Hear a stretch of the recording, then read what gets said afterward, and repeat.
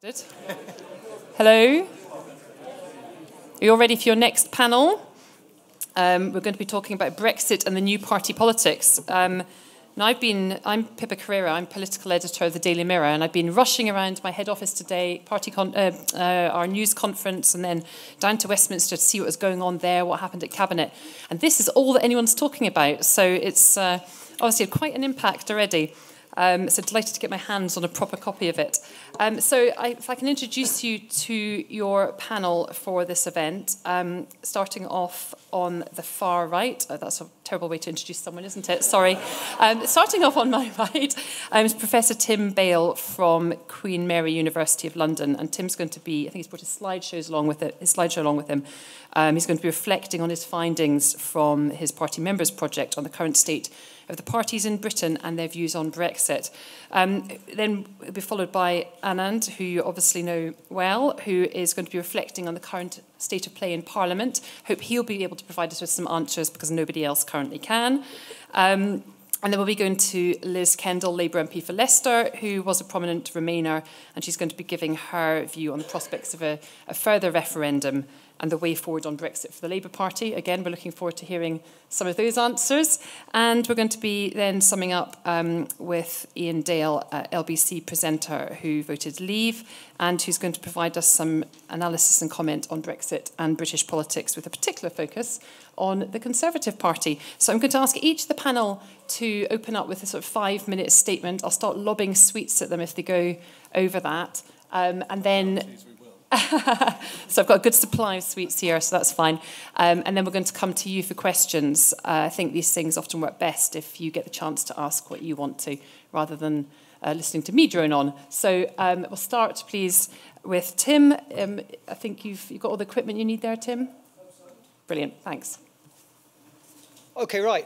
I will spend hopefully 5 minutes just outlining some of the sort of headline findings from some research that we carried out with the help of YouGov into the views of Labour and Conservative members just before Christmas, which were reported fairly extensively, but some of you may not have seen them, so hopefully this will be familiar to some of you in the new year.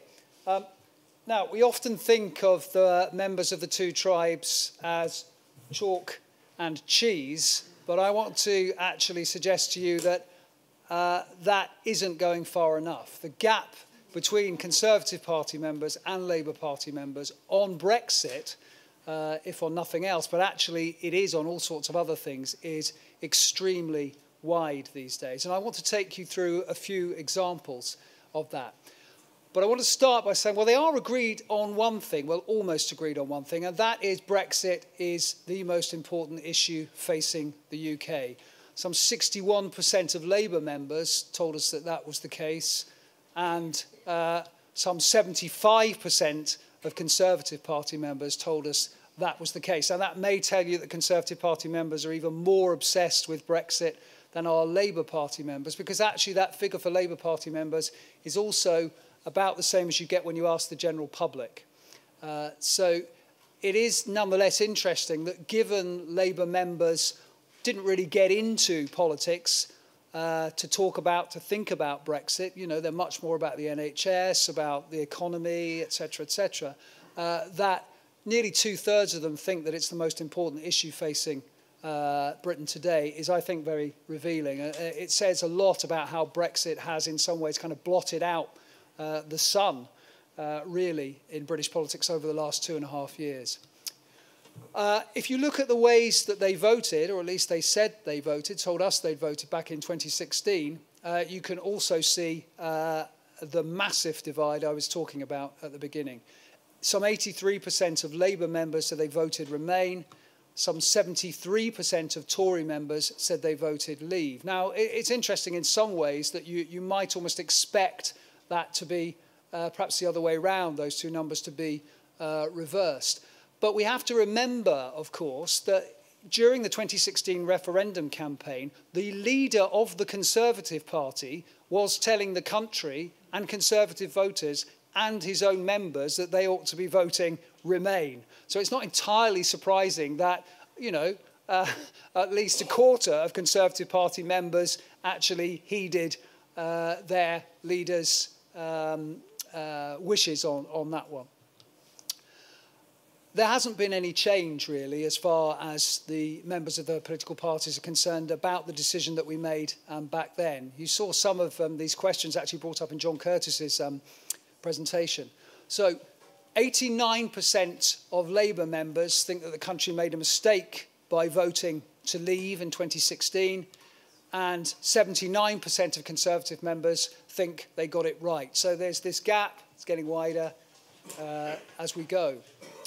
What about the idea of a people's vote? We actually called it another referendum from memory. We didn't call it the people's vote. And John was saying this morning how important the wording is on these questions. Well, it depends on which people you ask. If you ask Labour members, then 79% of them support a second referendum. And slightly less than that, but nearly that, like Jeremy Corbyn, to endorse a second referendum, some chance, you may say. But 82% of Conservative Party members are opposed to the idea of a second referendum. Can't think why. On a three-way referendum, which we offered them, a kind of hypothetical three-way referendum, and we asked them what their first preference would be in this three-way referendum, those are results you get. So again, quite a big gap, but it's quite interesting actually that although Theresa May's deal clearly isn't as popular among Conservative Party members as no deal at all. And in fact, Conservative Party members are very, if not alarmingly to some people, sanguine about the prospects and the consequences of no deal. It's not entirely surprising, once again, that given it is their party leader and their Prime Minister who has come up with this deal, that more of them will be supportive of it than perhaps their kind of ideology might expect one to think. But you can see there that Labour members are still overwhelmingly pro-Remain in that second referendum idea.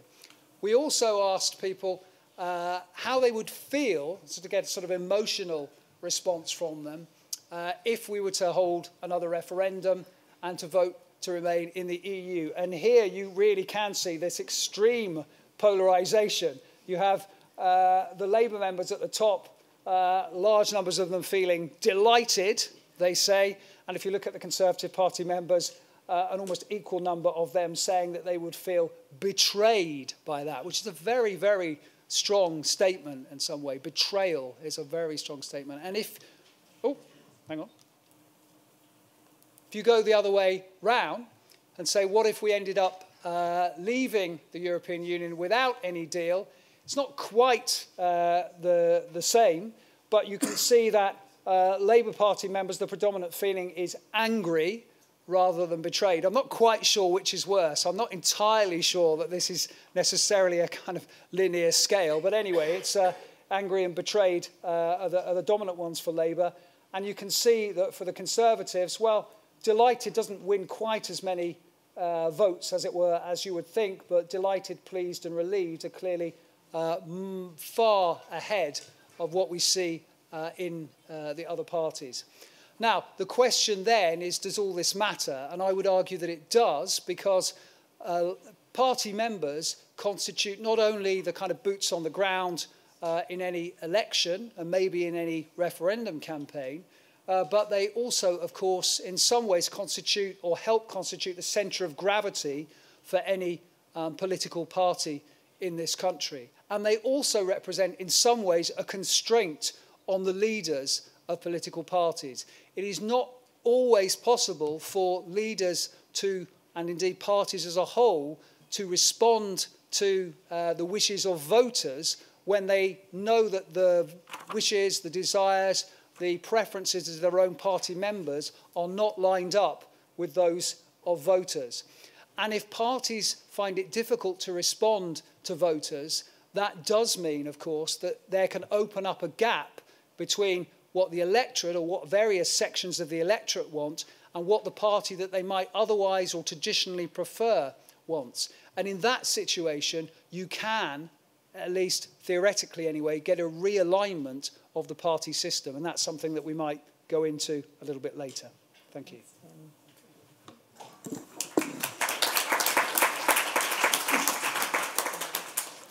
Thanks, Pippa. I'm just going to essentially build on what Tim just did and talk a little bit about the divisions in the parties. And the first interesting thing to come from what Tim says are these interesting divergences that we're seeing between MPs, members and party voters, which is causing some party management problems. You see this in the case of the Conservative Party, where it's striking to note that significantly more Conservative voters, 46% of them, support Theresa May's deal than either members, where it's only 38%, or MPs, judging from the vote in Parliament that we had last week. So voters are far less critical. But what you have is this membership, which, as Tim has portrayed, is quite extreme in many ways, having a disproportionate influence over the MPs who represent them. So I was talking to a Tory MP last week who was saying the only thing I've got in my inbox at the moment are emails saying, we should just sodding leave. We don't need a deal. We should just leave. And so those Tory MPs are finding it very, very hard to resist pressure from their grassroots activists. And the polling of MPs that we've done recently shows some worrying trends. So, for instance, 35% of Conservative MPs think that the problems over the Irish backstop aren't real and are being exaggerated deliberately by the European Union as a negotiating tactic. It'll be interesting to see what the European Commission's statement today about a hard border, whether that has any impact on that. And of course, on the other side of the aisle, Labour has exactly the same problems. Labour, as we all know, is desperately struggling with the need to reconcile its Leave and Remain voters. I thought George Freeman in the House of Commons yesterday summed it up brilliantly, where he said, Labour policy on Brexit is absolutely crystal clear. They're for Brexit in the north, they're against it in the south. But it's a genuine problem that the leadership faces, is having to straddle the most Leave and the most Remain constituencies in the country.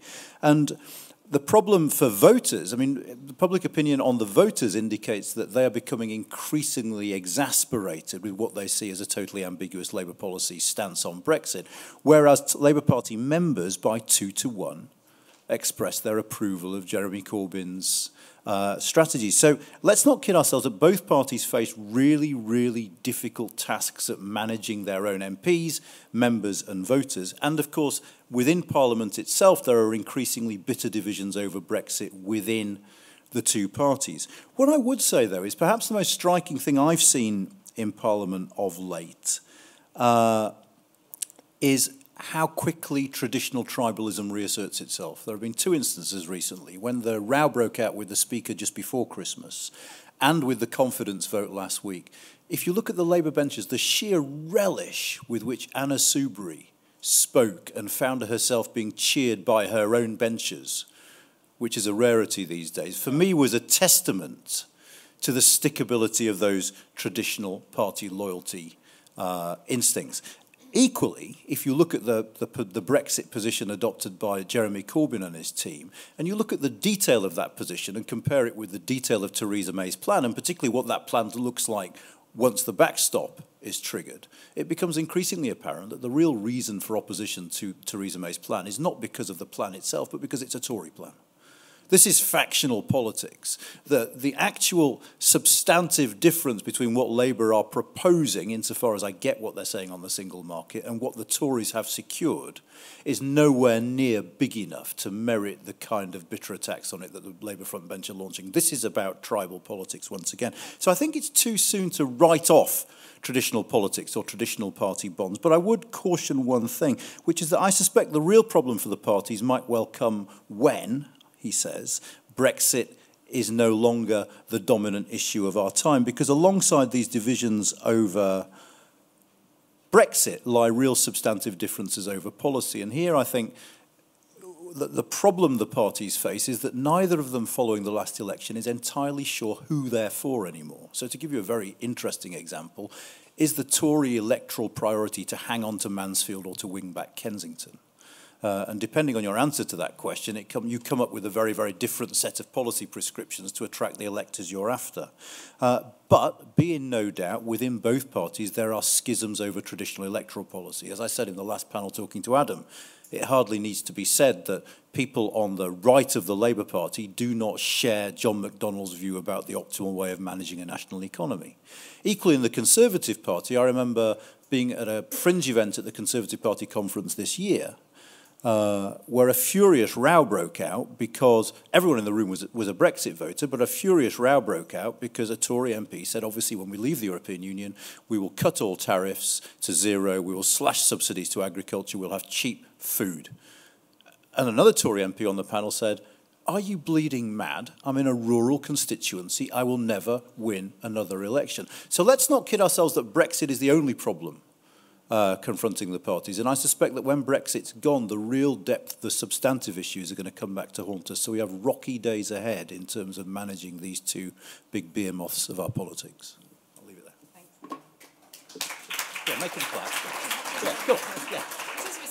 Such a cheery analysis. Liz, rocky days ahead.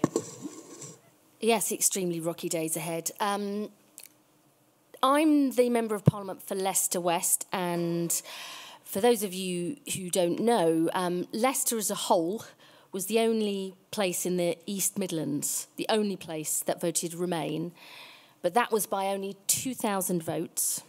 And my seat, predominantly white working class, voted Leave, as did Keith Vaz's seat, which is 80% BME, predominantly Asian. I was Labour's EU champion in the East Midlands, another one of my massively successful campaigns. Got more than 4%. We did get, thank goodness, thanks Iain. And I was listening to the session earlier with Adam Bolton, and this isn't just with hindsight. I knew we were leaving because, honestly, nobody I spoke to outside of London wanted to Remain. We're out. And there are many different reasons for this, but I will never forget a guy in Corby High Street saying to me, excuse my language, but I'm out, love, how can it get more shit than this? It was an expression of a desire for change, and I'll come on to one of the many failings of the last couple of years, which is the complete lack of discussion about providing real answers to why people voted Leave, which I think has been a huge mistake. But I wanted to make two observations about the short-term reasons about why we've got to where we've got to, and then three comments about Brexit and the new politics. The reason I want to make these observations about how we've got to where we are is not to go over old ground, but I think it provides two important lessons for where we, in terms of parliamentarians and politicians, where we go next. Firstly, I think we were always going to get to this terrible impasse. Because, to my mind, Brexit has never really been a negotiation. It's been a choice between remaining as, if you're going to do Brexit, a choice between remaining as close to the EU as possible in order to protect the economy, protect jobs, and avoid a hard border in Northern Ireland, but give up your say over the rules if you're leaving. That's the first choice. Or breaking completely free with the risks, short-term certainly, possibly longer-term, but short-term risks and disruption that would cause, and a hard border in Ireland, but then having, as an individual country, the say over the rules of how you govern your life. And I think it is the failure to be honest about that choice that has led, which I think has been exposed by the Prime Minister's withdrawal agreement, but has also led us to this huge logjam. And I think being clear about those choices will be very important in the months and weeks ahead for both party leaders. Secondly, I think the reason we are in this logjam is because obviously the Prime Minister, immediately with her red lines on leaving the single market and customs union, very explicitly sided with the kind of ERG part of her party. She then went to the country, she lost her majority, and then she couldn't get through what she promised, either with Europe or because of the more Remain or soft Brexiteers in her cabinet. And what I've seen over the past few years is that the Tory Remainers have become much more emboldened because they are fed up with the ERG always winning. But what this all tells me is you don't deal with people who are in a different place to you by trying to appease them, because they always want more and more and more and more. You deal with a problem or a group who believe differently by taking the argument head on. And as somebody who has come to the view that we need to put whatever deal is agreed back to the British people, because we have to be honest about the choices we're facing, and we have to take head on the arguments in a way that we did not do during the last referendum campaign. Those two lessons, I think, are very important. My three observations about Brexit and the new party politics, or new politics as the title of this session is. Firstly, I mean, I have seen a huge difference in terms of the willingness of people to work across parties in trying to get us out of this mess. Whether people are working together on trying to secure another vote, or to stop no deal, or to try and extend Article 50 or do Norway Plus, there is that willingness to work across the party divide.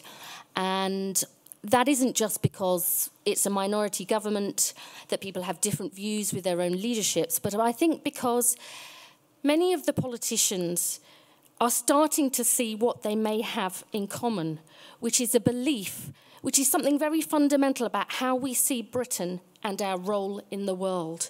Do we see ourselves as a country that is better off as part of a group of like-minded European countries who believe in free trade but fair trade, underpinned by strong rules and standards? Or do we think we are better to kind of go it alone? I mean, those are the real issues underlying why people are willing to work, I believe, across party divides. What is far less clear, and I think where there is really no agreement, and as Anand said, different views within the parties, is about what would it really take to tackle the root causes of why people voted to leave.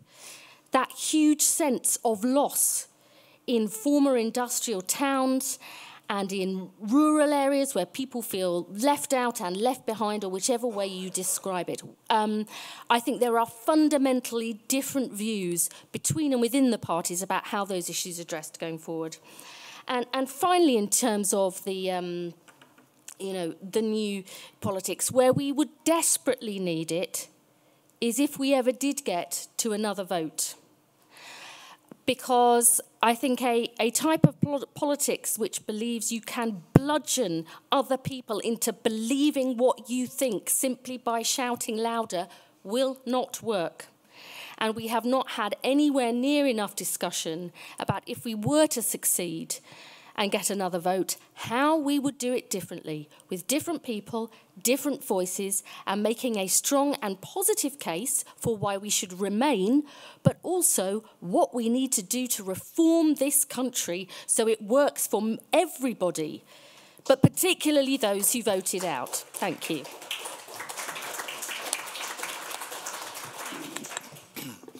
I know, Liz, you said what we have to do to persuade people to vote Remain rather than on the deal or no deal there. I thought it was very indicative. There are two big questions of our time. First of all, why is Chris Grayling still Transport Secretary? and secondly, why aren't the Liberal Democrats doing better? I'm going to talk about the Conservatives, but I do find this fascinating. That when the Liberal Democrats, to my mind, ought to be at least 20, 25% in the polls, because if there is such a demand for another referendum, as Liz thinks there is, why aren't people... Well, there is. I feel that's what I want. I didn't say I okay. There was a demand. I don't understand why the Liberal Democrats aren't doing better. It can't be just down to the fact that Vince Cable has been the dullest political leader in decades. So I think that is something that those who wish us to remain in the EU ought to think about. The second thing that I think everyone ought to think about, regardless of how they voted in the referendum, is what will those 3 million people that were identified, I don't know how many of you saw the Channel 4 Brexit film, those 3 million people who hadn't taken part in democracy at all during their lives, whether they were 20, whether they were 50 or 70, And the Leave campaign identified who those people were, and that was, to my mind, a large reason why they won. What are they going to think if their vote is effectively nullified and they're asked to vote again? Will they ever take part in democracy again? Now, you might think, well, that's just he voted Leave, so he would think that, wouldn't he? Well, if I tell you that when I do phone-ins on the radio, and I'm not pretending that a phone-in audience is representative of the country, but I do get ordinary people phoning in, sort of on both sides of the political divide, telling me about their frustrations. And the main frustration at the moment is they think they will be ignored. They will feel betrayed, in the word that Tim used in that question. So I think that's something that anybody who has the health of democracy at heart ought to really be thinking about. And it's in part because Parliament no longer represents the people on Brexit. We have a representative Parliament. We don't have a mandatory Parliament. But when you have 450 MPs that voted Remain and 200 who voted Leave, you can see there's a disconnect. I do a weekly column for the Eastern Daily Press, and in Norfolk and Suffolk there are 16 MPs, very, very Leave voting area apart from Norwich. 2 of them voted Leave. So there's an immediate disconnect there between the people and their elected representatives, and people really are beginning to feel that. Going on to the Conservative Party, as Tim said, 75% of Conservative members voted to leave.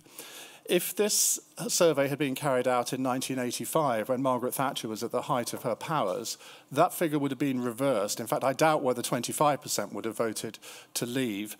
Most of us in those days were very pro common market as it was then. I can remember when I was a student at the University of East Anglia, at that time one of the most left-wing universities in the country, doing a debate in the 1983 general election campaign with Mark Seddon, who some of you will know, former editor of Tribune, sort of very much on the Corbyn left. It was Labour Party policy then, which I'm sure Liz is too young to remember, to come out of the EU. And I was putting the case for staying in the EU at that time. And you think, well, why have things changed? And I think it is largely because of the frustration. It's partly with the frustration with Brussels, and I heard the last part of what somebody asked Adam Bolton about that. But there has been a huge frustration where it's seen as a remote organisation and more. But as Liz says, there were many other reasons why people voted to leave. It wasn't all based on the European issue. But until the Conservative Party manages to understand all of the reasons why people voted to remain, it's going to really have a challenge, almost regardless of whether we leave on the 29th of March or not. Now, whether we leave on the 29th of March or not, I think is going to determine the Conservative Party's electoral fortunes. And I think there are irreconcilables on both sides of this debate in both parties. You have the sort of Jacob Rees-Mogg wing, and then you have the Anna Soubry wing. Now, I detect, and I may be completely wrong in this, but I detect a slight softening of the ERG now. I think they are starting to work out, a bit late, it has to be said, and I got into terrible trouble on Sunday for an article that I wrote for the Mail on Sunday, calling them out on this, that they need to be careful what they wish for. If they continue to be so vehemently opposed to all aspects of Theresa May's deal, we will not leave on the 29th of March. And they need to look themselves in the mirror and think about how they've betrayed those 3 million people if that comes to pass, because it will be largely their fault. But you've got Nadine Dorries, who up to now has been absolutely resolute in opposing the deal. She's now weakening. You have various other people saying that they might vote for it in future. You even have the DUP offering some softer words.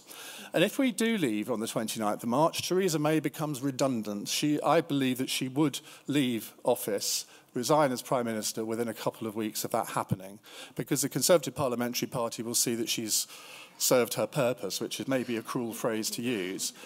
But then the fun really starts, because you've got probably 20 leadership contenders. I actually identified 38 at one point. And the delusions of some people who think that they could be leader of the Conservative Party, I'd love to tell you the ones I think don't stand a chance, but you can probably work it out for yourself.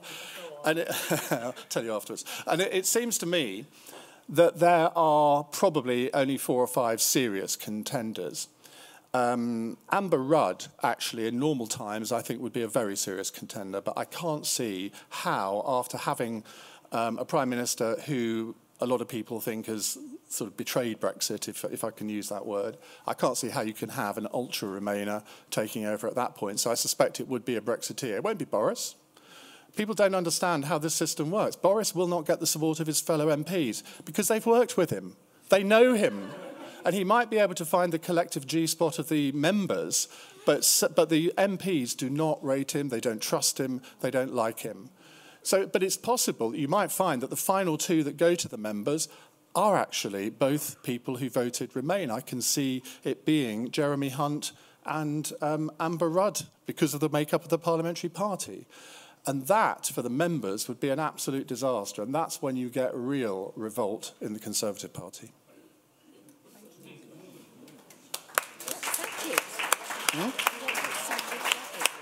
Well, they've given us, our panel's obviously given us great food for thought. We're going to come to you and ask a few questions at a time. They're roving microphones, but while you think about what your questions might be, I'll ask a couple of quick ones. Whoever has the microphones... Who has the microphones? Yeah, if you could sort of head in the direction of people with their hands up while I ask. Tim, I was just wondering whether you could give us any cause for cheer, because much of the Brexit discussion is about divides in party, divides amongst voters. And I certainly think that a lot of people fear that post-Brexit, if there is a post-Brexit, whatever Brexit ends up looking like, those schisms will endure. Is there anything that you can tell us that might give us a bit more cause for optimism? Well, I'm not sure I can give you cause for optimism, but I mean, I will hopefully give you food for thought. I mean, I think, and several other people have referred to this during the day, that we can fall prey to the idea that Brexit will now, always and forever, be the dominant political cleavage or split in society in this country. And I'm not sure I know, and I'm not sure anybody knows actually, whether that will be the case. There is a lot of evidence to suggest that it is increasingly kind of constitutive of people's political identities, and it's overriding, their class identity, or maybe even their ethnic identity, or their kind of partisan identity, or their preferences on left and right.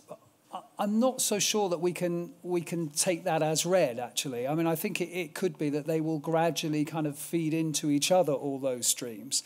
And that makes politics after Brexit, I think, slightly less predictable than some people think. But it also, of course, depends on what the parties themselves do. And if we think about, the possible sort of realignment of British politics, it's easy to say that, the strains in the system at the moment due to Brexit are such that the party system that we have, simply cannot cope with those strains, and that it must therefore break apart, and there will be some alternatives come online.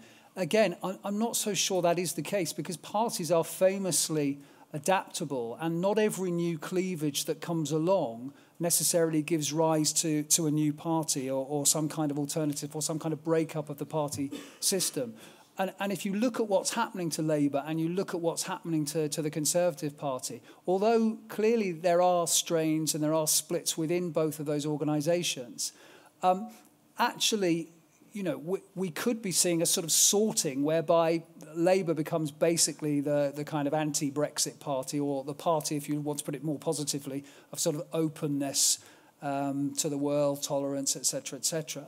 And the Conservatives become, more socially authoritarian, if you like, and a more nationalistic party. And that, in fact, the kind of divides that we see will sort themselves out quite conveniently into party identities. So I'm not sure that's an optimistic take, unless, of course, you are, in some ways, a manager of the Conservative Party or a manager of the Labour Party, and you fear some kind of split. I don't necessarily see that those splits will occur. They could, but I don't think it's inevitable by any stretch. And Anand, we talked a lot about the difficulties facing Parliament MPs at the moment. This is very much a topical question because, of course, MPs are tabling amendments just now for the vote next Tuesday. Do you think that party leadership, both main party leaderships, are boxed in by their own parties, be that MPs or members? And do you think there's any way of them being able to break through that stalemate? Yeah, I mean, I think that's been the story so far, hasn't it? Theresa May in particular has been boxed in, not least because if she tacks one way, she'll lose votes the other way. So, if she tacks towards that direction of a customs union or something to do with the single market, then she might lose some of her own MPs. My own personal view is, and again, going back to the conversation I had with Adam, is that Yvette Cooper's amendment is massively helpful to the Prime Minister. because if it passes, it puts the fear of God into the Brexiters. That is to say, what Yvette Cooper's amendment does is it says if we haven't agreed this deal by a certain date, is it 26th of Feb, something like that? Yeah, it is. Yeah. Then we will apply for an extension to the European Union. I should say in parentheses, I'm not sure the European Union would give us an extension till December if the excuse is we want to continue chatting in Parliament. I think they'd like something more substantive than that. But it does seem to me that if that amendment passes, then those people like Nadine Dorries and the people in the European Research Group really will have a choice to make. You'll notice that Jacob Rees-Mogg in his piece over the weekend said, and I mean it's a bizarre world that people have to say this and it counts as a revelation, I would rather Theresa May's deal than Remain. Okay, if that is the case, I think it pushes some on that flank of her party towards supporting the deal. Where she gets the rest of the votes from, I don't know, but I thought yesterday was quite interesting, her plan. I mean, she was definitely trying to sort of wink at Plaid when she was talking about involving the devolves. I say Plaid because I don't think anyone in Scotland believes her anymore, so I'm not sure she's going to have much luck. Well, all right, okay, but I think that was the effort. And I think obviously she was trying to appeal to some of the Labour Party winnables by talking about rights. But I think that is her strategy, to peel off a few people on the margins from the opposition and hope that enough people on the Brexit wing of her own party come round. I can see it plausibly. I'm not saying it's going to happen. I'm not even saying it's the most likely outcome, that she loses by less next week, goes back to Brussels, gets token concessions in that sort of interpretive letter way that the Danes got over Maastricht, comes back, the DUP will say, oh, wow, the Prime Minister has solved the backstop, which would be a lie, but hey, who cares, and swing in line on it. So I think it is conceivable still that this deal goes through, though obviously the number 230 makes it a lot more difficult than I thought it would have been before the vote last week. And the DUP are absolutely crucial here, because if the DUP fall into line, you can bet your bottom dollar that a lot of the Tory rebels will. As I say, there will be some irreconcilables. I would say John Redwood is one, and there's probably up to a dozen others. So it depends, you're right, Anne, how many she can peel off elsewhere to compensate for those. And this was absolutely number 10 strategy before Christmas. People I was talking to there said that if we get the DUP, we think that the most hardline Tory Brexiteers will follow. But Liz, if I can just turn to the Labour Party briefly. Now, there's been a lot of different spins put overnight on the Labour Party's amendment, which it had tabled, by the fact that it had confirmed that the party had got to the third and final stage of its Brexit policy, which I'm sure you all know, but basically meant that there's two options left on the table. One is Labour's, you won't like me describing it as a Norway Plus style plan, but that's effectively what it is, and the other is a second referendum. Lots of people's vote supporters, David Lammy, cheering from the rafters, saying this is an indication that Jeremy Corbyn's pushing closer to a second referendum. Lots of other people saying, actually, it's not, including in the shadow cabinet. What's your interpretation on that? Well, I hope it is, because the clock is running down and we need to provide leadership for the country and be very clear, as I said. And I sort of interrupted Iain earlier when he said Liz seems to think everybody wants another referendum. You know, believe you me, I don't. I'm very aware of the risks and the challenges of it, but I think it is an honest option to put the real choice between people. I know where I would stand and what I would campaign for, but I cannot see what is wrong with putting, now that we know what Brexit really looks like, giving it to people, not just because I think actually it may be the only way to get out of the deadlock, because I'm not sure Parliament will agree, but because I think it's right in principle that we get the people's choice about where we go next. Because actually I think Brexit, whatever happens, is going to be the defining issue for the rest of my political lifetime, whatever happens. If I come back to the point you said there about, you know, we just get the withdrawal agreement through. Once that happens, May will go, it will be somebody else, and that person will define our future political relationship. We are still being asked to make a leap into the dark. So that is why I do not believe that she will get Labour people over to back her deal, and why I think ultimately you may well see the sort of Norway Plus and People's Vote people coming together to say, well, this is an option that should be put to people. I think that grouping of people within Parliament may be the key to getting a solution that is right for the country and has some sort of democratic underpinning. Liz, that's my hope. Can I just ask you a couple of I mean, I knew he would ask. No, just two things, just out of interest. I mean, one, it strikes me as weird that one of the bitterest fights going on in Parliament at the moment is the fight between the second referendum crowd and the EEA crowd, because they should be allies. And actually, it is the sight of those two tearing strips off each other is weird. And I do wonder whether, and both sides will regret it, whatever happens.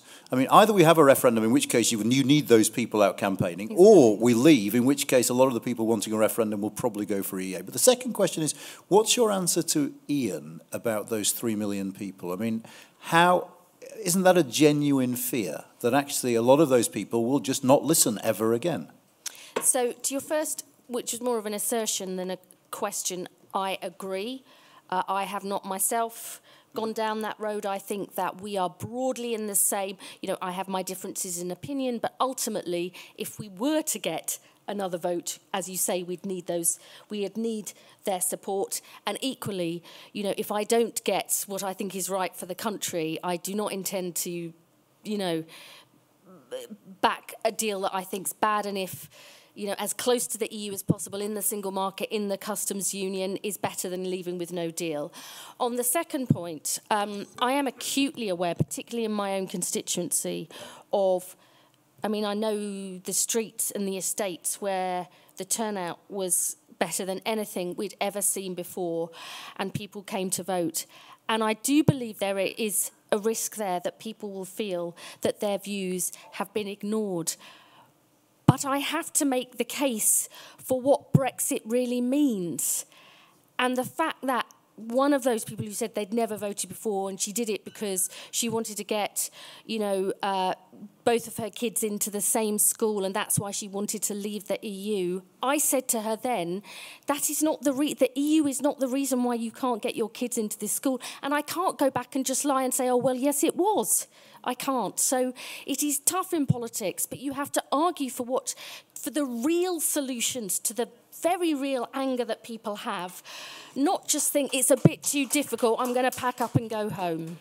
Thanks, Liz. Just a very quick question for Iain, and then we'll come to you. We've got about half an hour left, so thanks for questions. So loads of time, and thank you for being so patient.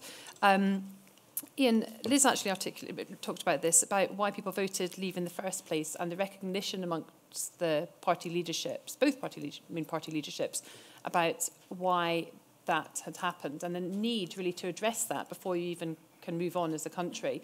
Now, Jeremy Corbyn, whether you like him or not, is a politician in my mind that's articulated that best. But you saw it at party conferences, both the Prime Minister and the Chancellor, both talking about the reasons why people voted Brexit in the first place and needing to look at those sort of structural inequalities that exist in the country. Do you think that the Conservative Party really gets the importance of that?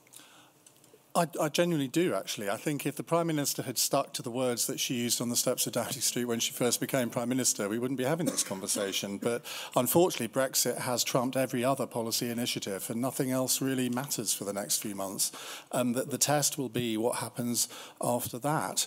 And if the Conservative Party doesn't get that, then they will lose whenever the next election is. I don't agree with you that Jeremy Corbyn has articulated anything like the message that Theresa May did on the steps of Downing Street.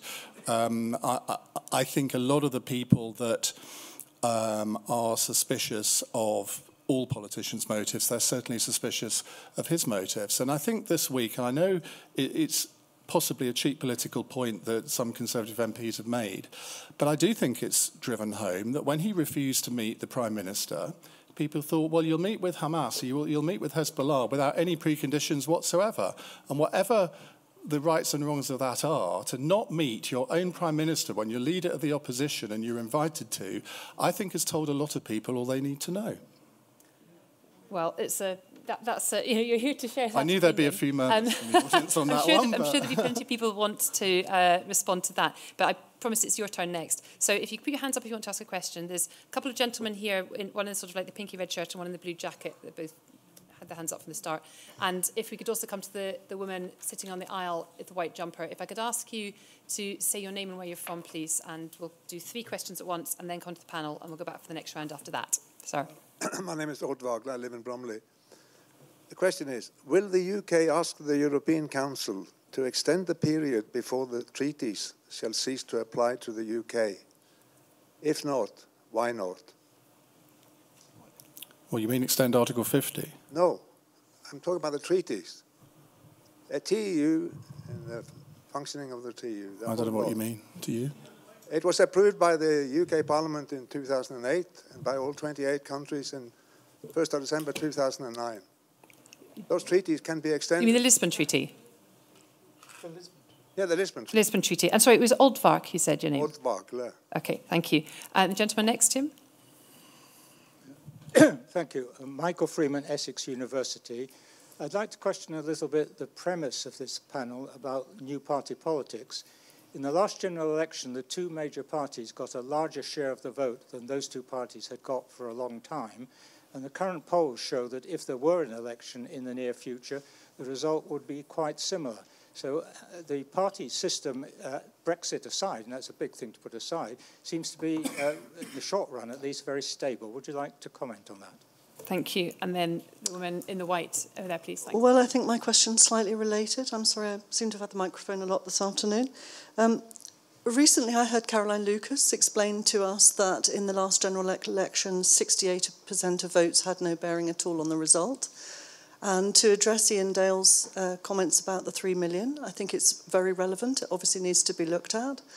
But if you are judging things by Channel 4 drama, the way that those 3 million were galvanised was with a lot of lies, propaganda and inflammatory stuff. I can see the lips moving. We're going to come back. I think it's also behoves the political class to have a look at how ordinary voters who do turn out to vote regularly don't find that their vote counts, which is possibly why there was such a shout waiting to be let rip when we were given a chance to vote in a referendum. And so what was your name? I missed your name. Sorry, it's Millie, and I come from Gloucestershire.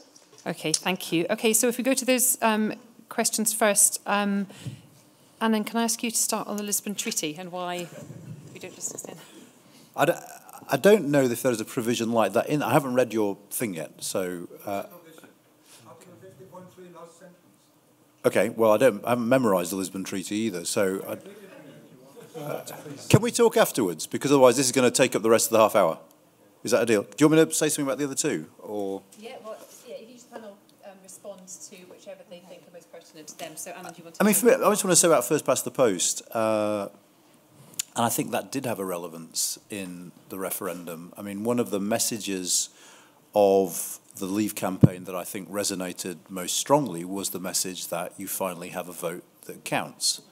And I think, you know, for those UKIP voters, 4 million of them in 2015 who got one MP, that really resonated. And actually, it points to one of the fantastic ironies of the referendum that isn't talked about enough, that Matthew Elliott was, of course, in charge of Vote Leave. Matthew Elliott had been in charge of the No to AV campaign, during which he defended our electoral system, only 5 years later to come back and exploit all the frustration that exists in this country with it, brilliantly, I have to say, to get those people who would stop voting because they didn't think their vote counted to come out and realise that it counted in this election, this referendum. Liz. So on the point about two parties got 80% of the vote, that was, last time that happened was 1970, can't remember, and it would be likely to happen again, is obviously true. But I think, if I can just put it this way, both parties are very stretched. And my view is the party that can hold their broad coalition together, that does not seek to choose between Mansfield and Kensington, but sets out a vision of a country where everybody can have the things in life that they want and need and love, will be the party that wins. And I think parties that, one of the things I've seen in politics is we are becoming very, Trumpian, in that the idea that the way you win things is by digging down and digging in and only mobilising your base rather than seeking to reach out and understand, not so that you change your mind, but that you try, if and where possible, to find common ground. I think that is the wrong way to do politics, and I think it's wrong for the country. So those would be my comments on that. And on the point about, I've long been in favour of changing our voting system, I voted yes to AV again. Another election didn't do so well in.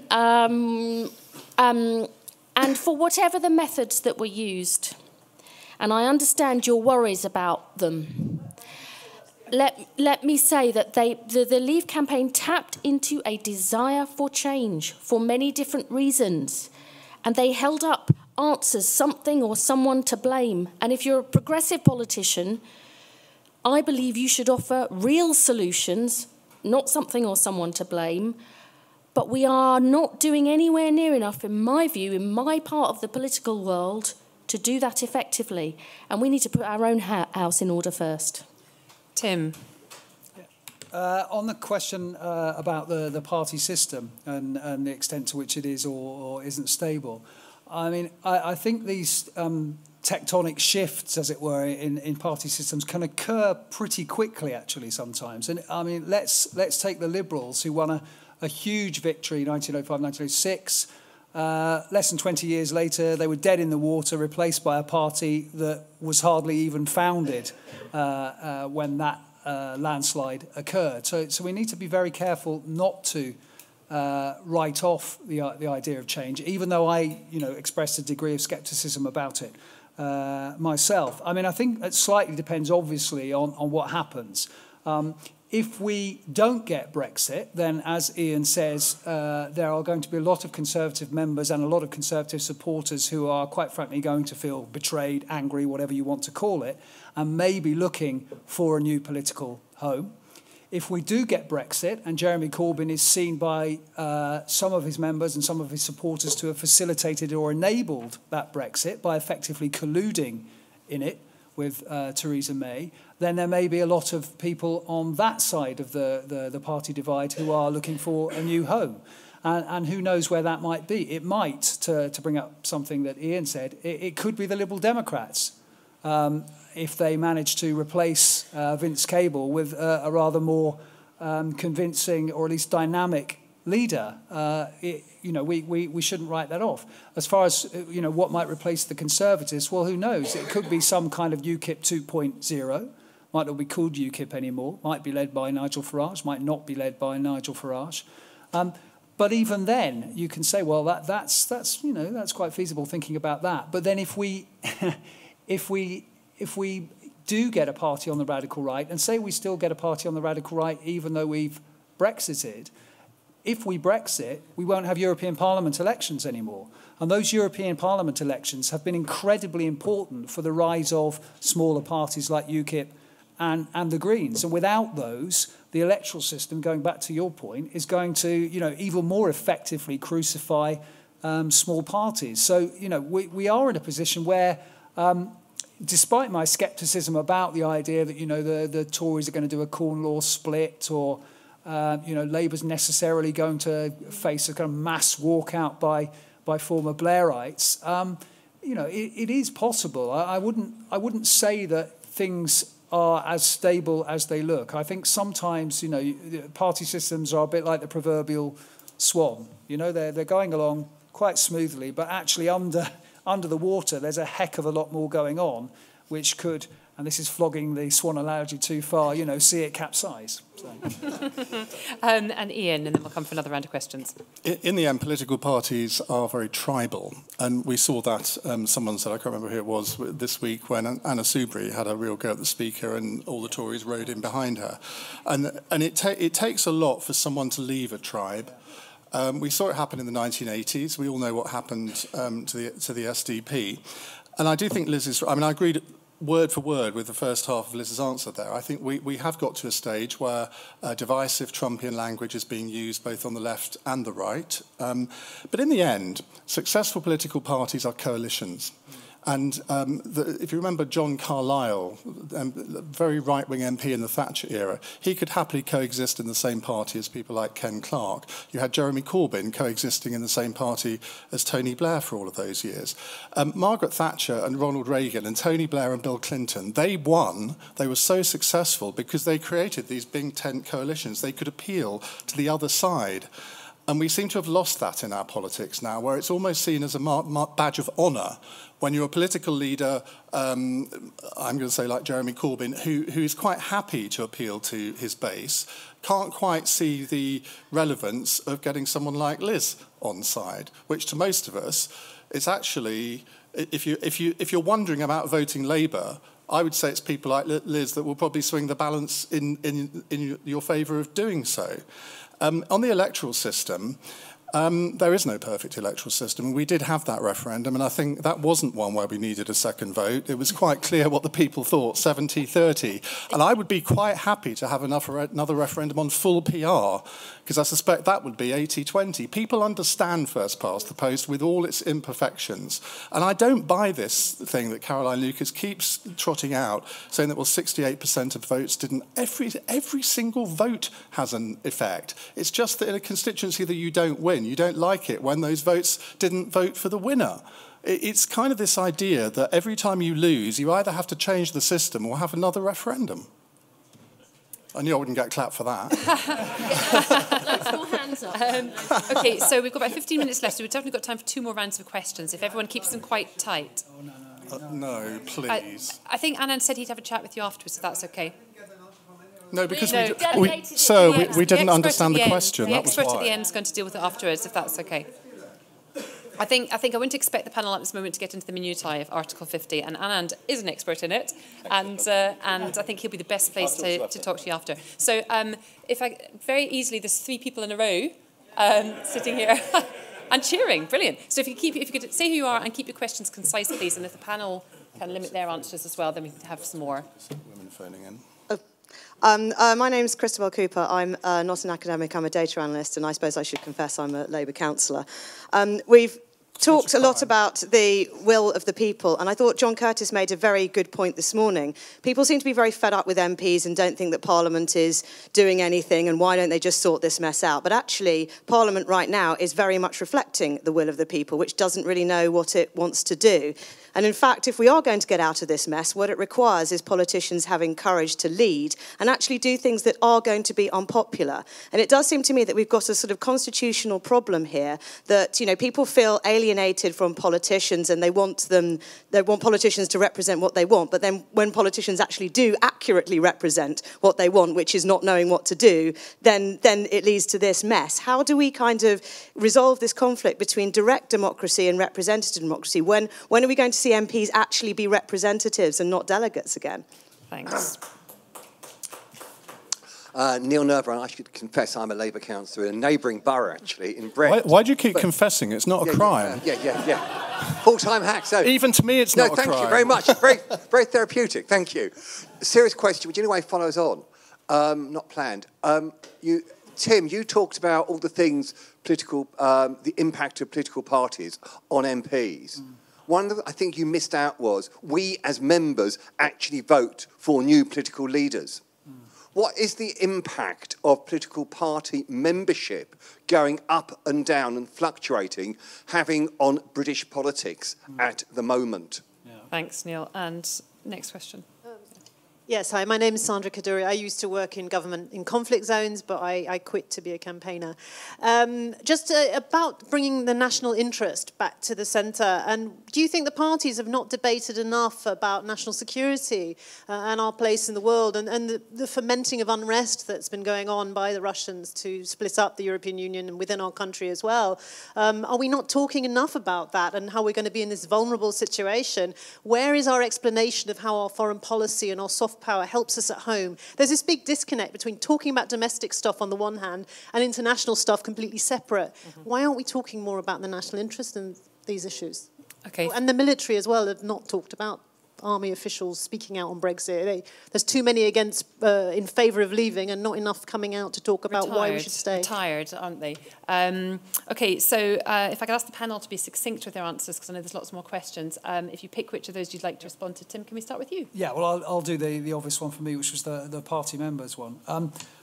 You know, and whether membership going up and down makes a difference. I mean, I think it clearly does. If you look at the Labour Party, the huge surge into the Labour Party has created the delusion among some MPs, but even more members, that they can win an election with Jeremy Corbyn as their leader, and it's created a delusion that the party can do so by becoming a social movement rather than by becoming just a political party. And then if you look at the Conservative Party, which has seen the opposite of a surge, if you like, over the last few years, although we don't know exactly where Conservative Party membership stands right now. Then again, we don't know where Labour Party membership stands right now because the Labour Party won't tell us whether it's gone down, as the Sunday Times alleged it had. It makes it very difficult for the Conservative Party to win a convincing overall majority.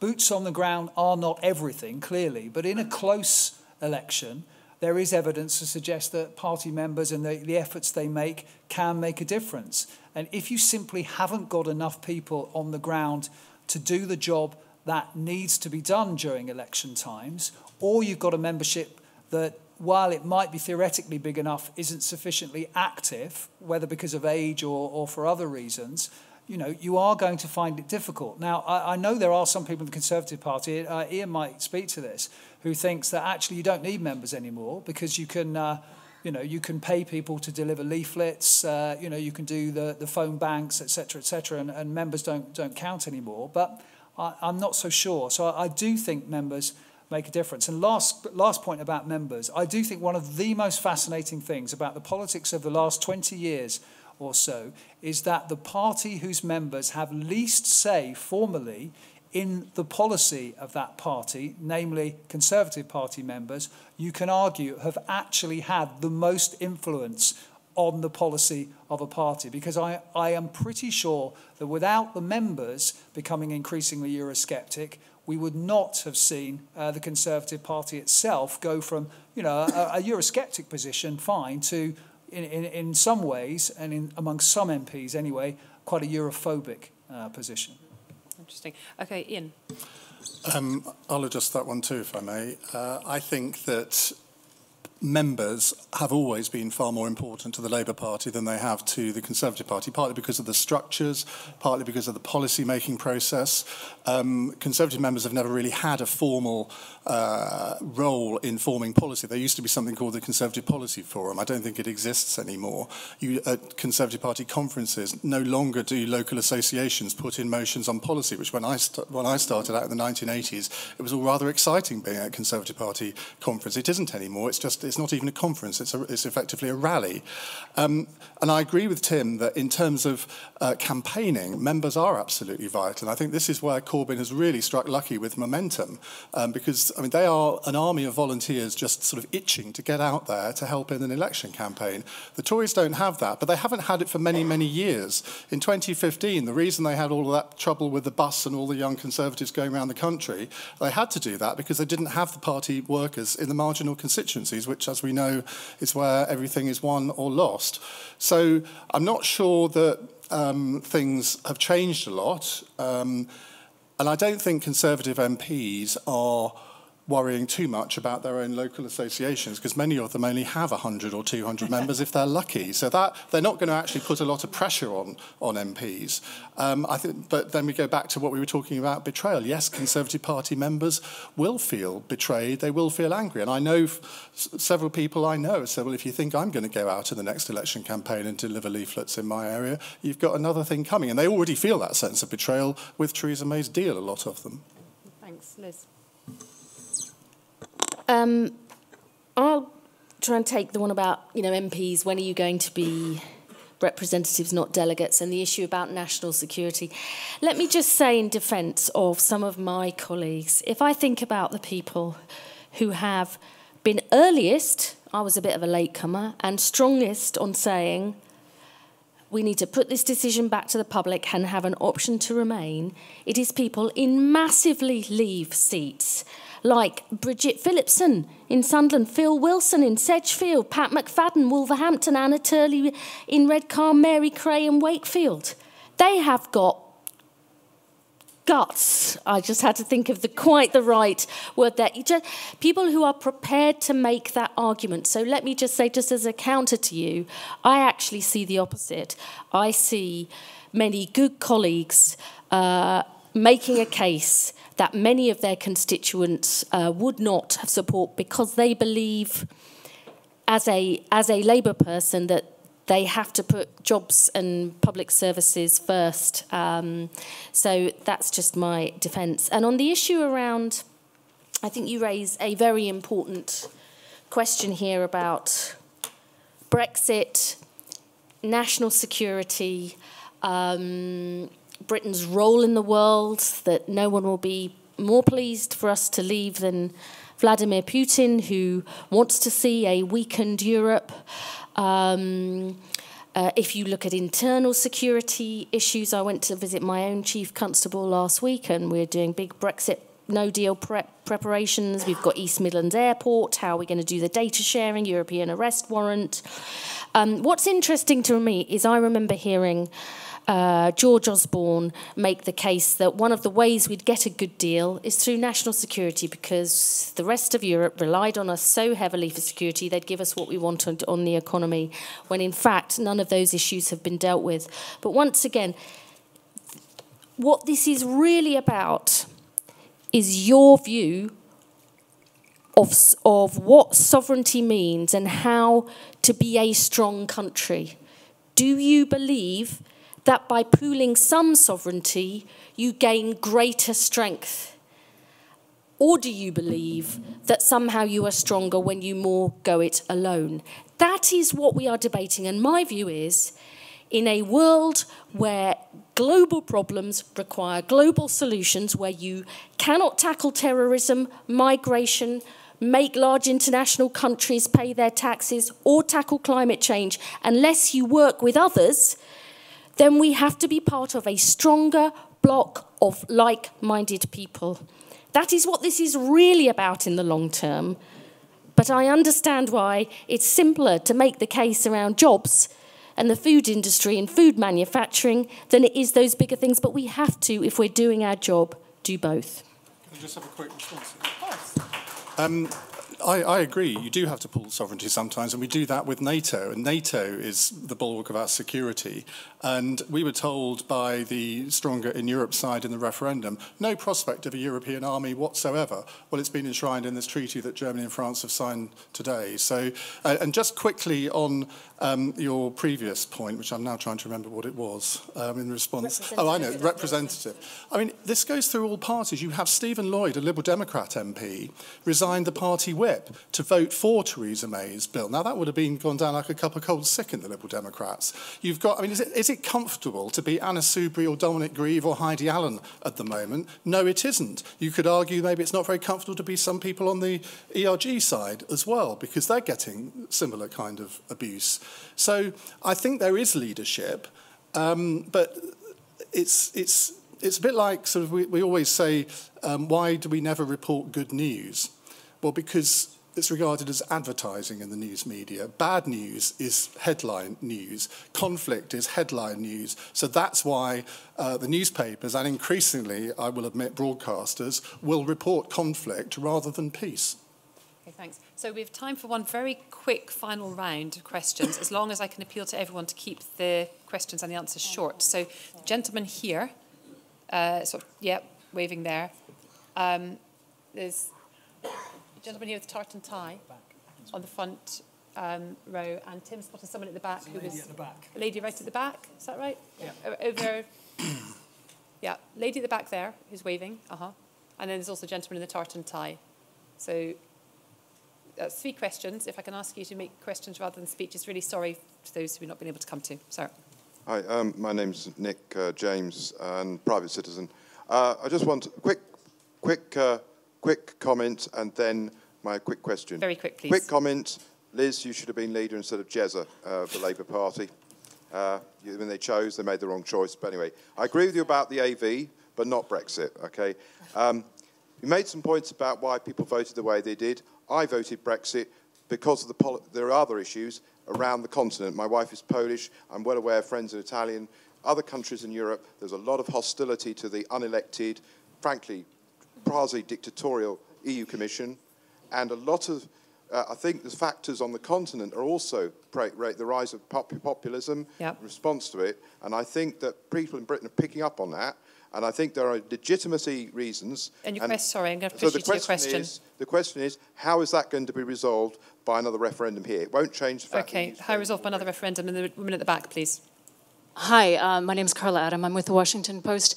Can you talk a little bit about the significance of the Brexit amendments this week and of Parliament exerting more control over government? Thank you. Thank you. And the gentleman here with tartan tie, second row. Thanks.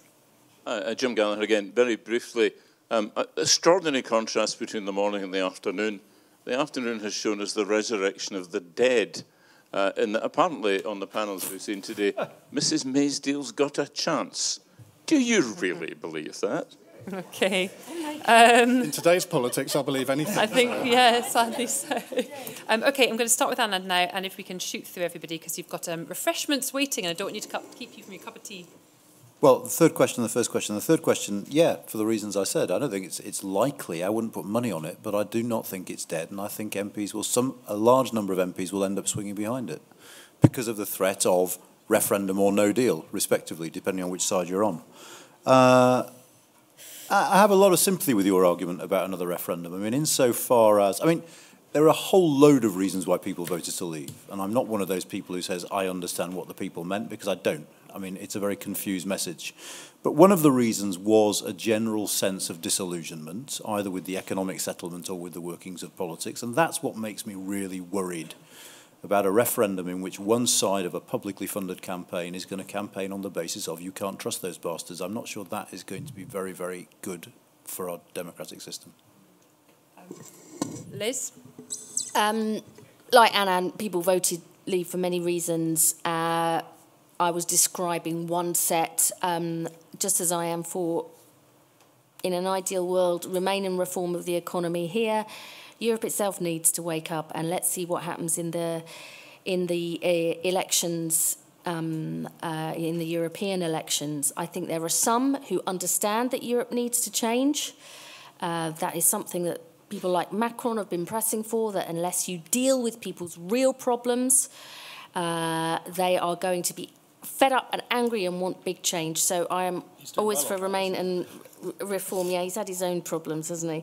On the amendments, there's a whole series that have been put down. As you know, there is Yvette Cooper's bill that would seek to get an extension of Article 50 if the Parliament can't agree the way forward. There's Dominic Grieve's amendment to allow Parliament to have the time to debate different options. There's amendments about indicative votes. Caroline Spellman and Jack Dromey and Rachel Reeves have also put their amendments or motions down on no deal. I think the question here is about,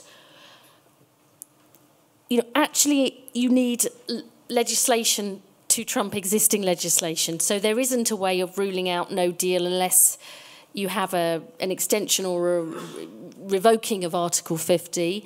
I don't know where all of this will end up, but I think the reason all of this is happening is because May's plan B is plan A. And she's got to win 230 people over. And whilst I loved the question about resurrection of the dead there, I can see why Anand might think it still has a chance. Let me just say this, though. Once MPs have voted one way against the deal, particularly Tories, it is very hard then to explain a big U-turn. You've riled everybody up. You've marched them to the top of the hill, all your members. It's really hard then to get people to change their minds. But, I, for one, am not going to predict what happens, particularly not next Tuesday. Ian, any predictions from you? It's actually 118 people, I think, that she's got to, 116 people that she's got to persuade. And I actually don't agree with your last point there, Liz. I think, I think if I'd been an MP, I would have voted against the deal the first time, but probably wouldn't the second time. I think you want to make a point with the first vote, or maybe have some sort of ideological purity in some cases. But there will be tweaks to it, I imagine. It may go to a third vote before it goes through, but I think there is a chance. But like Anand, I wouldn't put a lot of money on it. On the two questions about would a referendum solve anything, my answer obviously is no, partly because We've heard lots of other reasons, but I think it's so difficult to find a question that everybody will think is fair. Can you have a three-way question in a referendum? I mean, maybe the only way to do it would be to have Leave remain, and if Leave wins, deal or no deal. Maybe that's the way it would have to be. But I think a lot of people would regard it as rigged if it was either deal versus remain or deal, no deal, remain. And secondly, look, Parliament is there to scrutinise legislation, MPs are there to amend legislation. So I have absolutely no complaint about anybody putting down an amendment. But again, you've got to be careful that you're not giving the impression that you're trying to rig something. And I'm afraid Dominic Grieve, who's a good friend of mine, his amendment with the 300 MPs being allowed to vote to take the business of government away. I mean, people think, well, that's not a majority. How is that fair? He's changed it today. I know he's changed it now, but people will just remember what the initial intention was, and they perceive that as being rigged. And they look at the role of the Speaker, which is something we probably don't want to go into in great detail, but they look at some of his choices for the amendments before and think, well, were they fair? Okay, Tim.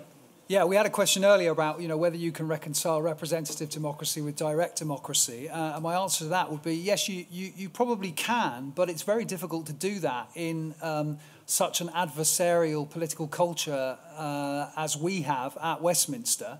And it's very difficult to do that when you have, as Prime Minister and leader of the opposition, Theresa May and Jeremy Corbyn, who strike me as, the wrong people in the wrong job at the wrong time. I think that's undoubtedly true. And as to, whether we should or could hold another referendum, I mean, I agree, I think, with many of the people in this room and maybe Anand as well, that, as a last resort, as to quote Jim Callaghan, a little rubber life raft in which we can climb, if we have to in desperation, it might be the only solution.